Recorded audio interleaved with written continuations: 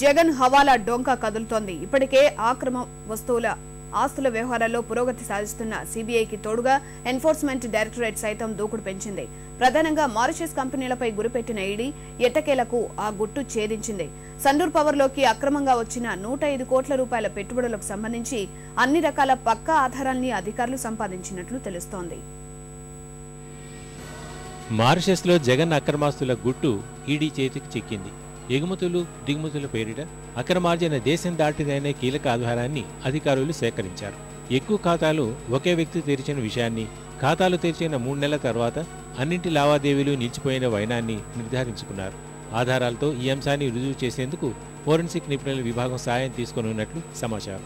కోల్కతాకు చెందిన 13 కంపెనీల నుంచి సొమ్ము ఏషియా ఇన్ఫ్రాకు చేరి వయా మారిషస్లోని 2i capital protected cell company, purely emerging company ద్వారా సండూర్ పవర్ ప్రాజెక్టులోకి వచ్చిన మొత్తం నిధుల్లో 105 కోట్ల రూపాయలు అక్రమమని ఈడీ పక్కా ఆధారాలు సేకరించినట్టు స్పష్టమవుతోంది. ఆ మొత్తంలోని 90 కోట్ల రూపాయలతో సండూర్ బ్యాంకు రుణాలను తీర్చిన విషయాన్ని అధికారులు ఇప్పటికే నిర్ధారించారు. అనంతరం మిగిలిన నిధుల్ని ఏ కంపెనీలోకి మళ్లించారనే దాన్ని గుర్తించే పనిలో నిమగ్నమయ్యారు.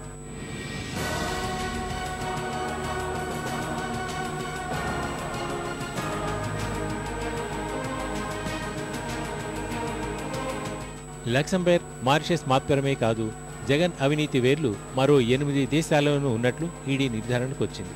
ఈ మేరకు UK, Switzerland, Cyprus, Virginia islands వంటి పలు దేశాల్లో ఉన్న అవినీతి సామ్రాజ్యంపై అధికారులు దృష్టి సారించారు.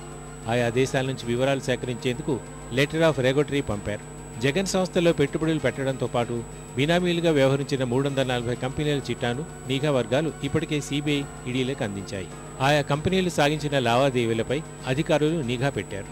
2004 నుంచి ఆయా కంపెనీలు ఎలాంటి క్రయ విక్రయాలు నిర్వహించాయనే అంశాలు తెలుసుకునేందుకు రిజిస్టర్ ఆఫ్ కంపెనీస్కు లేఖలు రాశారు. ఇప్పటికే జగన్కు సంబంధించిన కొన్ని కంపెనీల ఆస్తుల్ని సీబీఐ అటాచ్మెంట్ చేసింది. రిజిస్టర్ ఆఫ్ కంపెనీస్ నుంచి సమాచారం వస్తే మరిన్ని ఆస్తుల్ని జప్తు చేసేందుకు ఈడీ సిద్ధమవుతోంది. దీన్ని ఒకేసారి కాకుండా అంచెలంచెలుగా చేపట్టే యోచనలో అధికారులు ఉన్నారు. జగన్ హవాలా కుంభకోణానికి సంబంధించి ఈడీ గత 9 నెలల కాలంలో ఢిల్లీ కేంద్రంలో 45 మంది వివరణ నమోదు చేసింది. వీటిలో 10 మంది అందించిన వివరాలు మాత్రమే ఈడీ విచారణకు దోహదపడినట్టు తెలిపింది. ఇక మీదట గతంలో విచారణ నిర్వహించిన వారితో పాటు ఇప్పటికే జగన్ అక్రమాస్తుల కేసులో జైల్లో ఉన్న వారి నుంచి వివరాలు సేకరించేందుకు ఈడీ సిద్ధమవుతోంది. ఇందుకు సంబంధించి కోర్టు నుంచి అనుమతి పొందేందుకు అధికారులు ఏర్పాట్లు చేస్తున్నారు. ఢిల్లీ నుంచి వచ్చిన ఈడీ అధికారులు రానున్న బుధ, గురువారాల్లో సీబీఐ సంయుక్త సంచాలకుడు లక్ష్మీనారాయణతో సమావేశం కానున్నారు.